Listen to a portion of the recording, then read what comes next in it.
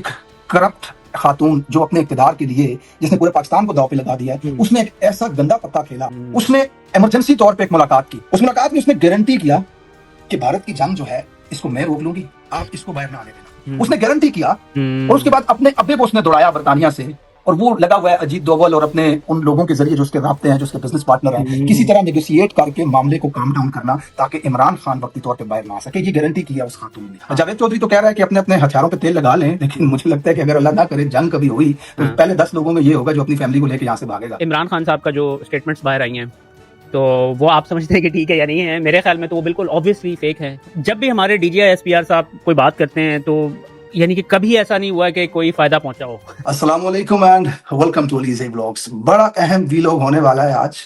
सियासत.tk के फाउंडर अदील साहब इस वक्त मेरे साथ मौजूद हैं।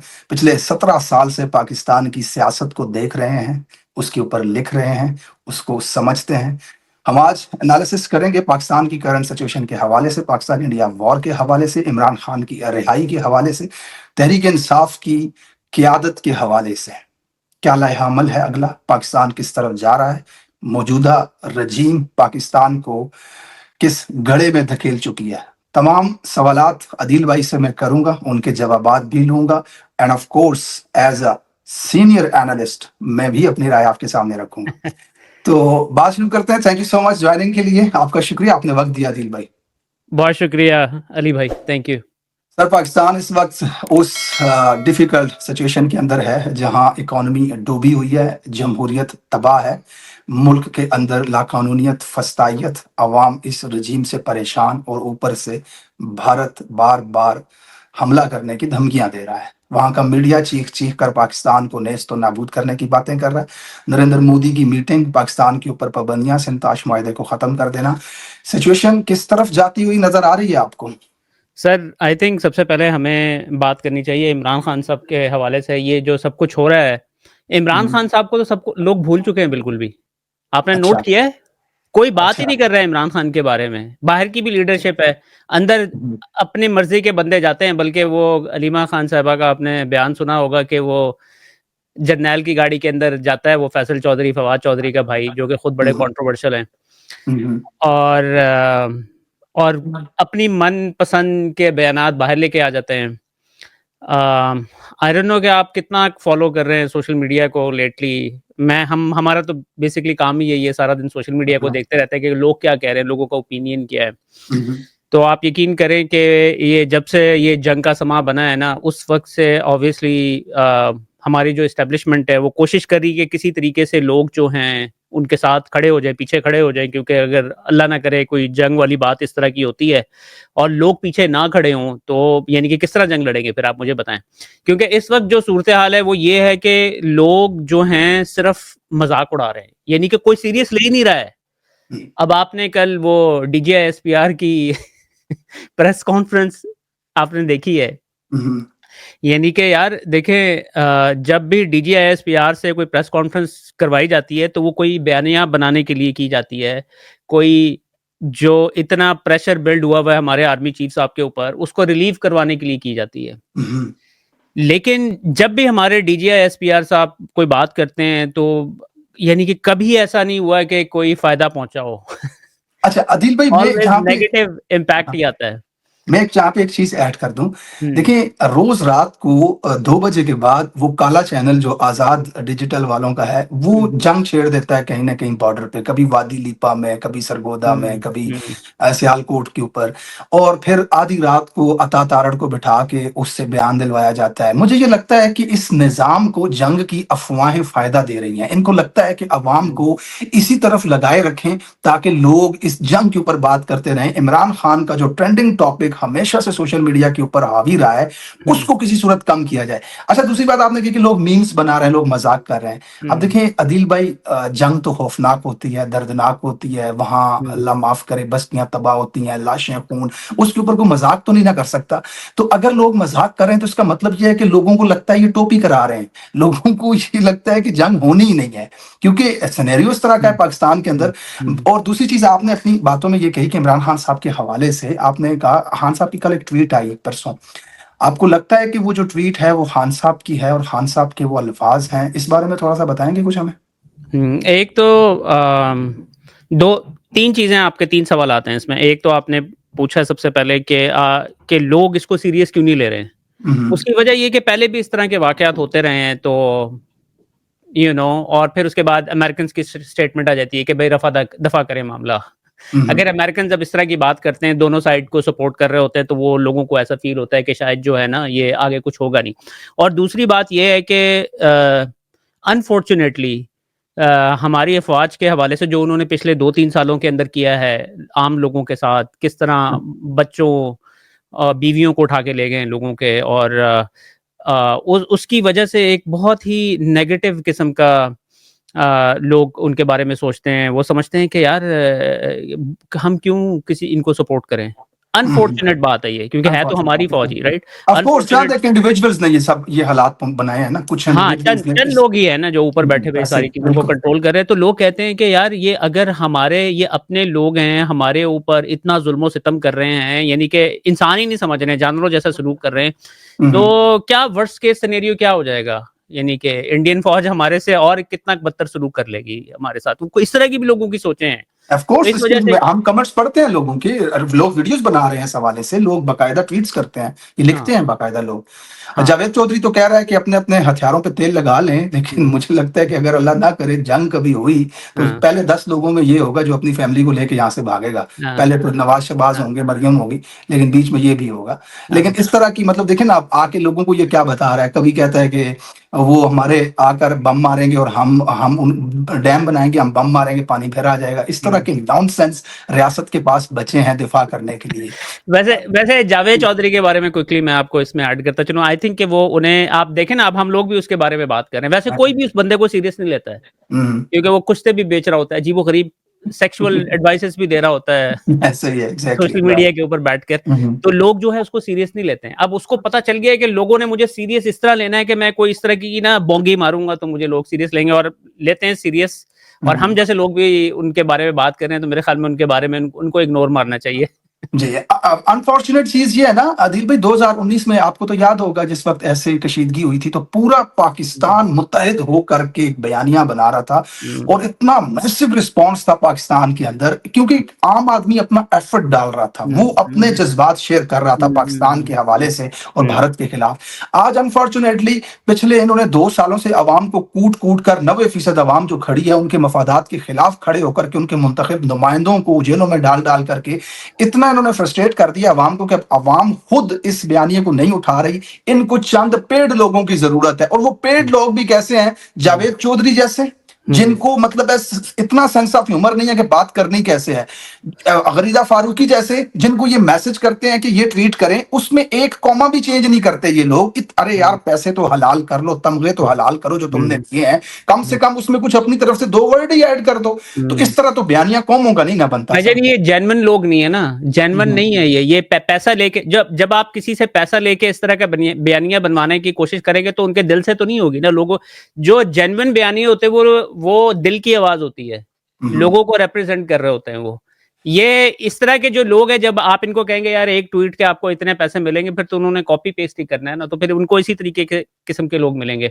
अच्छा, अगला आपकी बात को आगे लेके चलता हूँ। आपने कहा कि ये इमरान खान साहब का जो स्टेटमेंट्स बाहर आई हैं, तो वो आप समझते हैं कि ठीक है या नहीं है। मेरे ख्याल में तो वो बिल्कुल ऑब्वियसली फेक है, क्योंकि जैसा मैंने आपको बताया कि इस वक्त सोशल मीडिया के ऊपर इनके हवाले से नेगेटिविटी के अलावा कुछ भी नहीं है।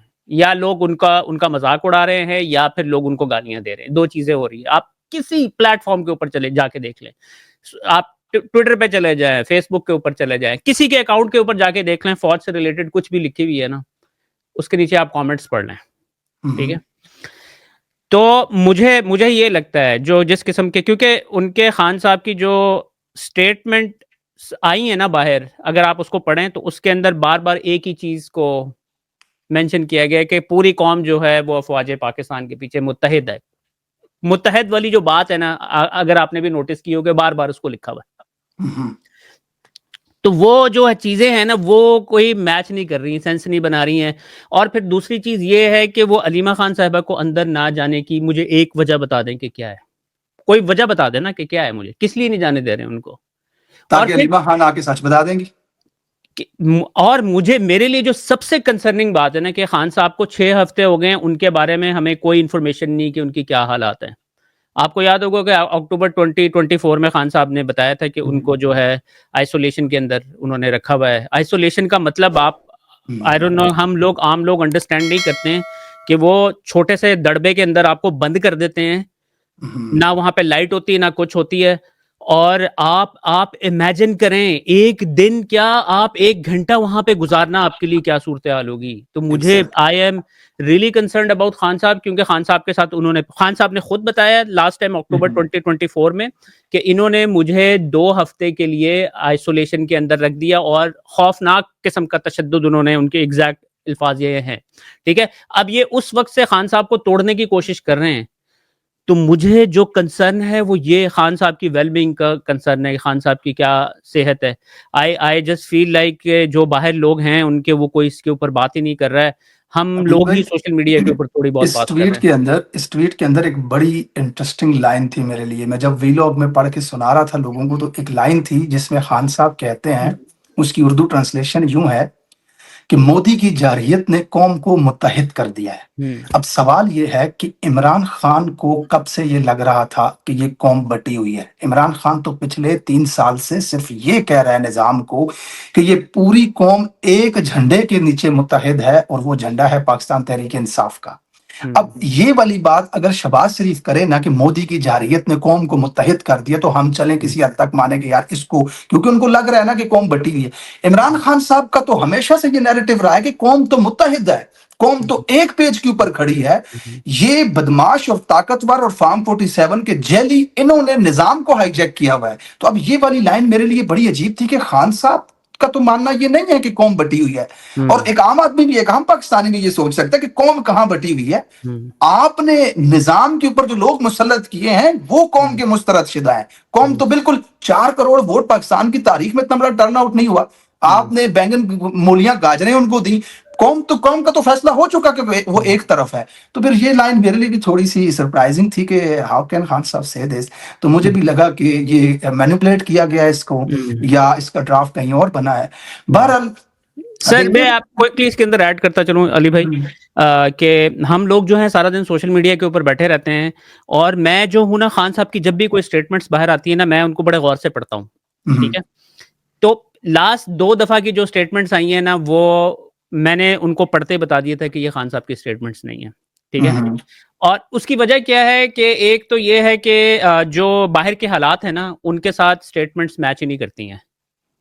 यूजुअली ये होता है कि जब भी खान साहब की स्टेटमेंट्स बाहर आती हैं, तो अगर कोई बाहर कोई बड़ा इवेंट हुआ हुआ होता है, तो खान साहब डेफिनेटली उसके हवाले से बात करते हैं। एग्जैक्टली ठीक है? अब ये जो नहरों वाला इशू है, उसके बाद माइंस एंड मिनरल्स वाला इशू है, वो इतना मैसिव इशू है, लेकिन उसके ऊपर खान साहब बात ही नहीं करते हैं। हाँ, ड्रोन हमले के वाले से नहीं बात किया, सारी जानें चली गई उसके अंदर। अब आप ये देखें कि जब अब ये स्टेटमेंट बाहर आई है, तो बार बार वही है जो कि एस्टेब्लिशमेंट चाहती है कि जी मुत्तहिद हो जाएं आर्मी चीफ के पीछे, I'm getting you, brother.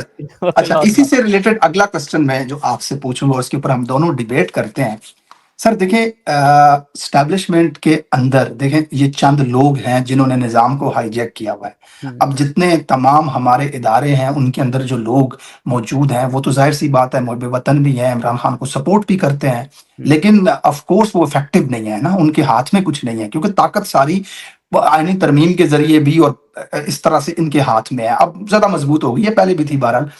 तो सवाल ये है कि क्या इस निज़ाम को, एस्टैब्लिशमेंट को ये महसूस नहीं हो रहा कि पाकिस्तान की इतनी मैसिव आवाम जिस शख्स के पीछे खड़ी है? अब आप ट्वीट का अंदाजा लगा दें, खान साहब ने आके ट्वीट किया, 4 मिलियन से ज्यादा उसके ऊपर रीच बनी, इंडिया ने उसको बैन कर दिया। खान साहब ने तो बहरहाल साबित कर दिया कि मसलहत कुछ नहीं होती, फायदा नुकसान कुछ नहीं होता, सिर्फ पाकिस्तानियत होती है। वो जेल की काल कोठड़ी में बैठ के भी भारत को ललकार रहा था, और वजीर आजम की कुर्सी पे बैठ के भी ललकार रहा था। उसने तो ये साबित कर दिया कि मेरे लिए सिर्फ पाकिस्तान है।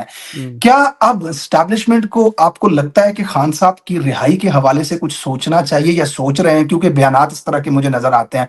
कल राना सनाउल्लाह कह रहा था कि पेरोल के ऊपर हो सकता है, फिर उसके बाद फैसल वावडा एस्टैब्लिशमेंट का जो माउथ पीस है वो आकर कह रहा था कि जनाब खान को ऑल पार्टी कॉन्फ्रेंस में बुलाना चाहिए। आपको लगता है सीरियसली एस्टैब्लिशमेंट आज इतनी मजबूर है कि उनको लगता है कि खान के बगैर कौम इकट्ठी नहीं होगी? सर ये तो डेफिनेटली बात है कि अगर अल्लाह ना करे जंग शुरू हो जाए ना, तो कौम ने किसी भी बंदे को सीरियस नहीं लेना है। सीरियसली किसी चीज़ को भी नहीं लेंगे। इस चीज़ की उनको भी समझ है। ये जो खान साहब की स्टेटमेंट्स निकाली है ना, उसकी वजह उसको इस्तेमाल करके उन्होंने एग्जैक्टली। मुत्तहद करने की कोशिश की है। अच्छा। लेकिन आपकी बात बिल्कुल दुरुस्त है। फैसल वावडा और फिर राना सनाउल्लाह की भी कल स्टेटमेंट्स आई हैं। उन्हें उन्हें ये अंडरस्टैंडिंग है कि पहले में भी 70% लोग खान के साथ खड़े थे, अब तो पूरी कौम खान के पीछे खड़ी हुई है और सिर्फ खान की ही बात सुनेंगे। ये डेफिनेटली आपका जो तज्जिया है इस हवाले से अनिल भाई, मेरे पास एक इन्फॉर्मेशन है बड़ी इंटरेस्टिंग। मैं चाहूंगा कि लोग इसको जरूर सुने और हो सकता है तो इस क्लिप को काट के लोगों को भी सुनाएं। सर, किसी हद तक जब ये इंडिया ने भारत ने जंग की धमकियां दी, तो पाकिस्तान की स्टैब्लिशमेंट को ये रियलाइज हुआ कि इस वक्त कौम का हमारे पीछे खड़ा होना जरूरी है और कौम इस वक्त इमरान खान के पीछे है। और इसके ऊपर बातचीत होना शुरू हो गई और खान साहब की रिहाई के हवाले से मामला बड़ी तेजी से अंदर चलना शुरू हो गए। लेकिन फौरी तौर पे एक करप्ट खातून जो अपने इक्तदार के लिए, जिसने पूरे पाकिस्तान को दांव पे लगा दिया है, उसने एक ऐसा गंदा पत्ता खेला।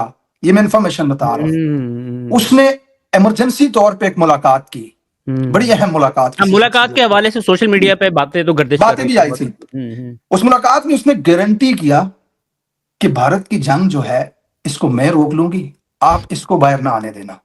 अच्छा देखिए, अब देखिए आगे देखिए, उसने गारंटी किया और उसके बाद अपने अब्बे को उसने दौड़ाया बरतानिया से, और वो लगा हुआ है अजीत डोवल और अपने उन लोगों के जरिए जो उसके राब्ते हैं, जो उसके बिजनेस पार्टनर हैं, किसी तरह नेगोशिएट करके मामले को काम डाउन करना ताकि इमरान खान वक्ती तौर पे बाहर ना आ सके। ये गारंटी की है उस खातून ने। अब इसमें इंटरेस्टिंग चीज ये है कि आप देखें, बहसियत वजीर आजम, बहसियत 3 बार का वजीर आजम, बहसियत पार्टी का सदर, बहसियत पंजाब की वजीर आला, पिछले 9 दिनों से इनके मुंह से भारत का नाम तक नहीं निकल रहा, क्योंकि ये नेगोशिएशन के मूड में है। ये मामलात को ठीक कर सिर्फ इसलिए कि इमरान खान बाहर ना आ जाए किसी तरह से। ये मेरे पास इंफॉर्मेशन। आपकी बात जो है ना, आपकी बात एडअप होती है। ये बिल्कुल उनकी तरफ से, किसी की तरफ से बयान ना आना, तो ये चीज ऑफ कोर्स। और देखिए, नवाज शरीफ आप कल आके कहती है कि बॉर्डर पे टेंशन है, आपने घबराना नहीं है। खान की तरह करो ना बात ना, जैसे उसने आरएसएस का, मोदी का, उसने टीवी पे आके, पीटीवी पे आके उसने कह दिया था, रेटिलिएट करने तक का कह दिया था। तो वो चीजें तो हो नहीं रही। तो बहरहाल ये एक इंफॉर्मेशन थी इस हवाले से।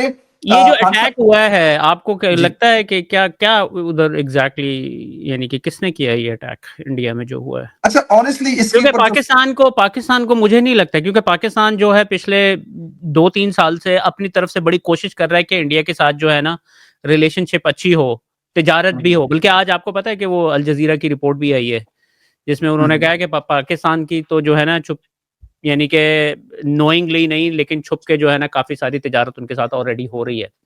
मैंने वो आर्टिकल एक्चुअली मुझे किसी ने सेंड किया हुआ, मैंने पढ़ा नहीं है, लेकिन इस हवाले से इसमें अदील भाई ये है ना, मेरी अंडरस्टैंडिंग ये है कि जो मुल्क के सिक्योरिटी इदारे होते हैं, इंटेलिजेंस इदारे होते हैं, उनकी एक जिम्मेदारी होती है अपने मुल्क के दिफा के ऊपर काम करना, अपने दुश्मन के ऊपर कड़ी नजर रखना और जहां पे दुश्मन चूक जाए उससे फायदा उठाना, दुश्मन की गलती से फायदा उठाना। ये इंटेलिजेंस का काम है। इसके लिए उनको तनख्वाहें मिलती हैं।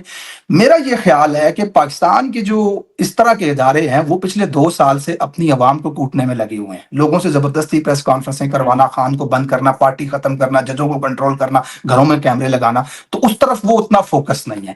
अब इंडिया का जो जाहिर सी बात है वहां की इंटेलिजेंस ने फायदा उठाया है। ये एक ऐसा वक्त था, इसकी टाइमिंग देखें सर, इसकी टाइमिंग ये थी कि वहां पे जेडी वेंस बैठा हुआ है, अमेरिका का प्रेसिडेंट, ठीक है, और उससे 4 दिन पहले हमारी तरफ से बड़े साहब की एक तकरीर आती है और उस तकरीर के अंदर जो वो बातें करते हैं, देखें दुनिया के किसी भी इस ओहदे पर बैठे हुए शख्स की इस तरह की तकरीर नहीं होती। ये दुनिया के लिए एक हैरान कुन बात है। आप इसको आप थ्रेट कह सकते हैं, जो मर्जी आप इसको रंग दें। तो इस मौके का फायदा उठाते हुए उन्होंने ये चीज करवाई है, जिसे मैं फॉल्स फ्लैग ऑपरेशन समझता हूं, हुँ, लेकिन आगे जाकर अगले 10 से 20 साल तक पाकिस्तान को ये वाला मामला जो है महंगा पड़ता रहेगा। और हुँ, ऊपर से सोने पे सुहागा, एक करेला और ऊपर से नीम चढ़ा। ये निज़ाम, ख्वाजा आसिफ का बयान आप देख लें, यूएन के अंदर उन्होंने चला दिया कि देखो पाकिस्तान का वज़ीर दिफा ये कह रहा है कि हम तो दहशतगर्द हैं। तो इस तरह का निज़ाम इस मुल्क के अंदर मुसल्लत किया हुआ है, जो हर कदम पे पाकिस्तान को नुकसान दे रहा है। आगे हमने ग्रे लिस्ट में भी जाना है फैटिफ की, हुँ। आगे जाकर हम पे पाबंदियां भी लगनी है, यूएन ने भी हमें दहशतगर्द कहना है, पाकिस्तानी पासपोर्ट भी मजीद नीचे जाएगा। तो ये हुँ। चीज़ें जो हैं, मुझे यार लगता है मुझे कि ख्वाजा आसिफ के हवाले से मैं कहूँ कि मुझे नहीं लगता कि उसने जो है ना बयान ऑन पर्पस दिया है। मेरे ख्याल में उसकी जो है ना उसका दिमागी हालत भी ठीक नहीं है उस बंदे की, क्योंकि वो अक्सर इस तरह की फ़ज़ूल किस्म की बातें कर जाता है। बिल्कुल, बिल्कुल हाँ, इर्रेलेवेंट चीज़ करते हैं। इतना इतना कॉमन सेंस तो किसी के अंदर भी हाँ, होगा भाई, कि मैं बात क्या कर, मुझे लगता है हाँ। वो शराब-शुरूब भी पीता है, ये रात को उसने टकाई होती है। इस बारे में तो मुझे इन्फॉर्मेशन नहीं है, लेकिन पाकिस्तान के मेजॉरिटी जो पॉलिटिशियंस हैं ना, उनके बारे हाँ। में यही होता है कि वो जो ज़ाहिर है है, ना इस तरह सर की एक्टिविटी करते इतना इर्रेलेवेंट बयान देखें, आप किसी छोटे से जो मीडिया को समझता है, सियासत को समझता है, बच्चे से भी पूछेंगे, वो ये बात नहीं करेगा हैं। कि yes we do in this हाँ, वर्क। आप पाकिस्तान के डिफेंस जेली मिनिस्टर हैं भाई। नकली डिफेंस मिनिस्टर हैं, डिफेंस रडार मिनिस्टर पे। का मतलब हाँ, है कि आपने पाकिस्तान को डिफेंड करना है पूरी दुनिया के सामने। वो कहता है कि भाई हमने सब कुछ एक्सेप्ट करके बैठा हुआ है वहां पर। अच्छा, जो जो इसी वजह से एक तो ये उनका बयान बहुत ज्यादा इस्तेमाल होता है, हम्म, ख्वाजा आसिफ का, इंडियंस जो है इस्तेमाल करते हैं। दूसरा ये है कि जो ये बलोचिस्तान के अंदर ट्रेन को हाईजैक किया गया था, हम्म, ठीक है। और तीसरी चीज ये है कि जो आर्मी चीफ ने रिसेंटली एक तकरीर भी की थी, उसमें भी हम्म, फिर उन्होंने पता नहीं क्यों वो रिलीजन को एकदम फिर बीच में लेके आ जाता है कि हिंदू और मुसलमान और ये इस हम्म। तरह की बातें करना स्टार्ट टू कर नेशन देते हैं। Theory, yes. हाँ, यानी कि यार अब क्यों, क्या क्या जरूरत है आपको इस तरह की बात करने की। लेकिन बहरहाल उनका जो पॉइंट ऑफ व्यू है वो ये है कि ये एक तो ख्वाजा आसिफ ने कंफर्म कर दिया, दूसरा जो है ये जो स्पीच की थी आर्मी चीफ ने, इससे भी ये लगता है कि ये इन्होंने जो ट्रेन हाईजैक हुई है उसमें ये समझते हैं कि इंडिया की इन्वॉल्वमेंट थी या इंडिया ने उनको हेल्प की थी, उस वजह से ये इन्होंने बदला लिया है वहां पर। अच्छा। ये इंडियंस जो हैं वो ये बात कर रहे हैं, अच्छा, अच्छा, ठीक है। अच्छा, अच्छा, उनकी तरफ हाँ, से तो वो ये उनकी चीजें, उनकी जो बात है वो हमें नहीं पता है कि दुरुस्त है या नहीं है, लेकिन वो जो है एड अप होती हैं ये चीजें। अच्छा। बहरहाल इमरान खान साहब के हवाले से आपको लगता है कि इस निज़ाम को अब ज़रूरत है उनकी, और ये सारे बयानात के पीछे चीज़ें हकीकत की तरफ जाएँगी? खान साहब रिहा हो सकते हैं, या बड़े मियाँ साहब मिन्नत तरला समाजत करके अपने इक़्तिदार को किसी हद तक बचाएँगे? क्या लगता है आपको? यार देखें, पाकिस्तान तो इस वक्त स्टैंड स्टिल के ऊपर खड़ा हुआ है, कंटिन्यूअसली डिक्लाइन के ऊपर है। हुँ, हुँ। और आई थिंक के जो अभी तक ये लोग चल रहे हैं ये समझते हैं कि इनको जो है ना जो सुपर पावर है अमेरिका, और फिर हुँ, उसके बाद इसराइल के हवाले से भी फिर आपको अंडरस्टैंड करने की ज़रूरत है कि वो भी, मैं मेरा पर्सनल पॉइंट ऑफ व्यू है कि इसराइल के हवाले से जिस किस्म का इनका बिहेवियर है, मैं समझता हूँ कि हुँ। ये उनको उनकी तरफ से भी सपोर्ट है। अच्छा, मेरे पास एक ट्वीट है यहाँ पे सेक्रेटरी डिफेंस अमेरिका की। हुँ, उन्होंने तो क्लियरली यहाँ पे लिखा है कि हम इंडिया के साथ खड़े हैं इस मामले के ऊपर। हुँ, सेक्रेटरी डिफेंस अभी की, ये आज की है। हुँ, ये भी बड़ी अपडेट है, जो शायद आपकी नज़र से ना गुजरी हो। हुँ, अमेरिका तो इस पॉइंट के ऊपर, ट्रंप ने पिछले दिनों तो इसको सर से उतारा था, अपने जहाज़ के अंदर जो उसने बयान दिया था कि भाई हुँ, ये 1000 साल से लड़ रहे हैं। हुँ, लेकिन अभी सेक्रेटरी दिफा का इसके ऊपर आना। बहरहाल हुँ। तहरीक इंसाफ के हवाले से मैं आप आई थिंक ट्रम्प से ज़्यादा ये वाली जो स्टेटमेंट है ये ज़्यादा इम्पोर्टेंट है। उसकी ये वजह सर। पता है क्या है कि क्योंकि जी, जी। ट्रम्प का आपको समझ आ गया होगा उसकी दिमागी हुँ, हालत और उसका आईक्यू लेवल। ऐसे ज ही। अगर एक बंदा कह रहा है कि ये तो पिछले 1500 साल से लड़ रहे हैं ये इंडिया और पाकिस्तान, तो फिर आप समझ जाएँ कि वो उसका क्या लेवल होगा। तो उससे ऑब्वियसली ये क्वेश्चन पूछा गया है, तो उसको ब्रीफ नहीं किया गया होगा कि आपने क्या जवाब देना है और क्या हमारा एग्ज़ैक्टली। Point of view. अब हुँ, इतने दिनों के बाद सेक्रेटरी डिफेंस का ये स्टेटमेंट आना, तो ये डेफिनिटली जो है पलड़ा इंडिया की तरफ जाता हुआ नजर आ रहा है इस हवाले से। Getting you. Sir, Tehreek Insaf के हवाले से आपसे बात करूँगा लास्ट में, जो लोग जानना चाहते हैं कि तहरीक इंसाफ जिनको करोड़ों लोग दिए, वोट दिए लोगों ने, खम्भों को जितवा दिया, इनका क्या लाएहामल है? इन्होंने तहरीक-इंसाफ क्या किरदार अदा कर रही है यहाँ पे इमरान खान की रिहाई के हवाले से? देखिए इतनी बड़ी मेजॉरिटी है, इनके पास खैबर पख्तूनख्वा की हुकूमत है, पंजाब में है, नेशनल असेंबली के अंदर है, अपोज़िशन लीडर इनका है। फिर भी इनसे क्यों कुछ नहीं बन पाता कि हर महाज पे एस्टेब्लिशमेंट अपने मकासद हासिल कर लेती है और हुँ, ये बस पर्चे पकड़ के पार्लियामेंट की गैलरियों में घूम रहे होते हैं। हुँ। क्या लगता है आपको तहरीक-इंसाफ की लीडरशिप के हवाले से? यार आपको एक चीज़ तो आपको समझ आ जानी चाहिए कि आपने देख ही लिया होगा कि पिछले 3 सालों में ये अगर आपकी बात नहीं मानते हैं, हुँ, हुँ। तो आपकी बेटियों को रेप करने तक की धमकियाँ दे दी जाती हैं। ये बात तो आपको पता ही है ना, ये हमने देखी है ये चीज़ें, राइट? यस, यस होती हैं तो अब बिल्कुल। आप मुझे बताएँ कि ऐसे हालात में कोई भी बंदा किस तरीके से लड़ाई करेगा, ठीक है? अब हुँ, मैं हुँ। आपको 2 पॉइंट ऑफ व्यूज़ बता देता हूँ जो इस वक़्त पीटीआई के ऑफ़िशियल्स बाहर जो बात करते हैं। हुँ, हुँ। एक ग्रुप है वो समझता है कि हम जो है ना एस्टेब्लिशमेंट के साथ लड़ाई नहीं कर सकते हैं किसी भी सूरत में, ना हम कभी जीत सकते हैं। अगर हमने इसी तरह चलते रहे ना तो इमरान खान पूरी ज़िंदगी भर के लिए जेल में रहेंगे, ठीक है? हुँ, हुँ। जो ऑब्वियसली ये गौहर वगैरह की बात कर रहा हूँ, गंडापुर की बात कर रहा हूँ मैं, हुँ, ठीक है? ये समझते हैं कि पहले जो है ना हमारा इमरान खान को बिल्कुल चुप करवा दें, क्योंकि इमरान हुँ। खान साहब ने तो ऑब्वियसली उन्होंने गिव अप नहीं करनी है, उन्होंने कहना है कि हमने लड़ना है जब तक हो सकता है। तो इसी वजह से इमरान खान की जो मैसेजेस बाहर आते थे उनको बंद करवा दिए गए हैं और ये लोग समझते हैं कि हम एस्टेब्लिशमेंट के साथ बातचीत करके इमरान खान को पहले बाहर निकालें, ये हमारा पहला गोल है। हुँ, इमरान हुँ। खान जब बाहर आ जाएँगे फिर इमरान खान जो मर्ज़ी कुछ करते रहें, फिर हम इनके साथ जो उन्होंने करना है वो करेंगे। लेकिन हम ये जो अभी जो आपको नज़र आ रही हैं ना चीज़ें, जिसकी वज़ह से लोग भी बड़े गुस्से में हैं हुँ, हुँ। और इन लोगों के खिलाफ हुए हैं पीटीआई ऑफिशियल्स के खिलाफ। हुँ, हुँ, हुँ, हुँ। तो ये उनका पॉइंट ऑफ व्यू है बेसिकली। आपको नहीं लगता कि सर ये जो 2 मार्च हुए इस्लामाबाद लेकर के आई इतनी बड़ी अवाम, उन्होंने नुकसान करवाए, गाड़ियाँ तोड़वाई, डंडे, शैल खाए, गोलियाँ खा ली, हुँ। हासिल वसूल 0, 0 हासिल किया। आपको नहीं लगता कि तहरीक को बहुत बड़ा नुकसान पहुँचाया है इन 2 एहतजाजों ने? एब्सोल्यूटली यार, वो तो एक बड़ा अच्छा मौका था। आप ऑब्वियसली केपीके को ज़्यादा समझते हैं कि जिस हुँ, तादाद में वहाँ पर लोग आए थे, वो अगर पहुँच जाते और बैठ जाते, हुँ, हुँ। यानी कि वो कुछ भी नहीं कर सकता था इन्होंने। तो वो जो सर जिस तरीके से ये बैक आउट किया है, तो वो ऑब्वियसली उसने डेफिनिटली इस पे नुकसान मैं एक चीज़ पहुँचाया है। छोटी-सी ऐड कर दूँ लोगों के अंडरस्टैंडिंग के लिए। सर देखें इस्लामाबाद डी चौक के अंदर एहतजाज पहले भी होते थे। खान साहब 126 दिन बैठे रहे, वहाँ पे धरना होता। कभी भी इतना पैनिक नहीं हुई रियासत। हुँ, इस दफ़ा क्या ऐसा हुआ कि इस्लामाबाद के अंदर अगर कोई एहतजाज जलसा रखना चाहते हैं, तो पूरे सिटी को कंटेनर्स के साथ बंद कर दिया जाता है, गोलियाँ तक चला लेते हैं। आखिर इस हुँ, पेन की वजह क्या है? इस तकलीफ की वजह क्या है? लोगों को ये समझना होगा कि एजेंसीज़ की मुकम्मल रिपोर्ट है कि ये अवाम इस निज़ाम से इतनी परेशान है कि अगर कभी इस्लामाबाद के अंदर 50,000 बंदा जमा हुआ, तो फिर बांग्लादेश वाला माहौल हो जाएगा, यहाँ पे अवाम घुस जाएगी। तो हुँ, ये वजह है कि ये रियासत इस निज़ाम को प्रोटेक्ट करने के लिए इस्लामाबाद के अंदर किसी भी किस्म के अवामी इज्तिमा को नहीं आने देती। अब हुँ, जनाब जब आप लड़-लड़ के कंटेनर हटा-हटा के, खंदकें भर-भर के जब इस्लामाबाद के अंदर पहुँचे, तो हुँ, वो स्टेज थी आपकी, आप रियासत से कुछ भी मनवा सकते थे। हुँ, आप उनसे ज़ाहिर है वो तो जेल नहीं है, वो तो 2 नंबर तरीके से काबिज़ है।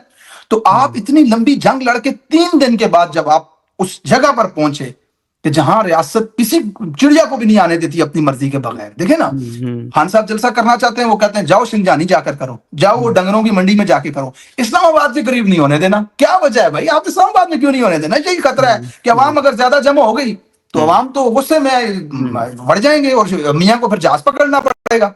हुँ। तो ये इसी मसला इसी है, इसी वजह से उन्होंने 100 लोगों को मार दिया ना। इसी वजह से, ऑफ कोर्स इसी वो वजह से उनके उन्होंने अपना बंदा कहता है ना कि 100 लोगों के सर खोल दिए हमने। अब ऑफ उनकी कोर्स बेचारों की लाशें वगैरह कहाँ गई हैं, किसी को कुछ पता नहीं है।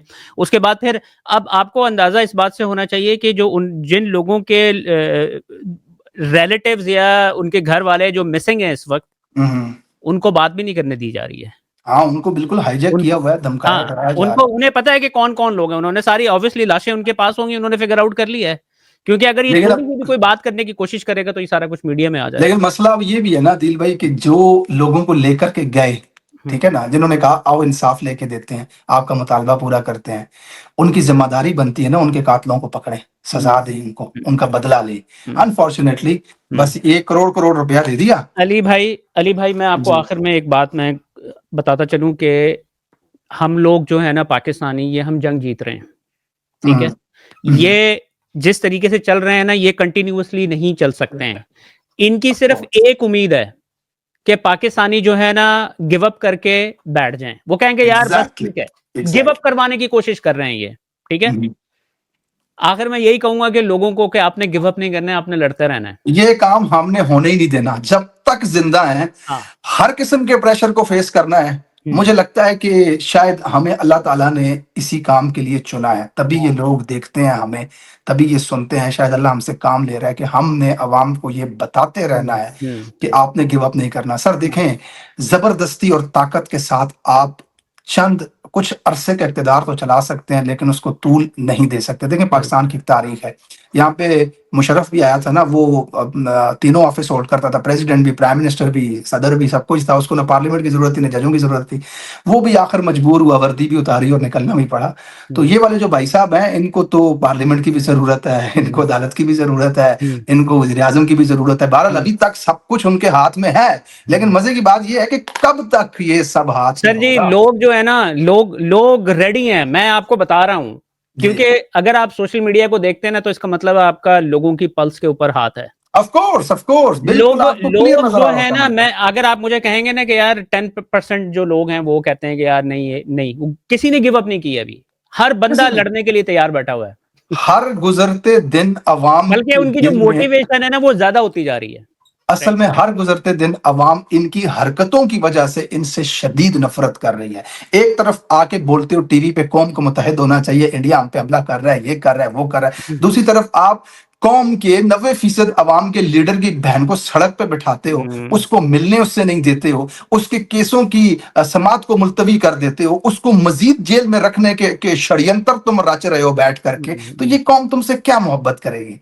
तो जाहिर सी बात है, वो जब ना इंसान बावला हो जाता है ना, जब बावला अपनी ताकत के नशे में और ताकत के इक़्तिदार को बचाने के लिए वो किसी भी हद तक जाता है, दुनिया में बड़ी मिसालें भरी पड़ी हुई हैं। बिल्कुल। तो ये उस फ्रस्ट्रेशन का शिकार हैं, लेकिन मुझे लगता है कि आखिर इंशाअल्लाह में ताला।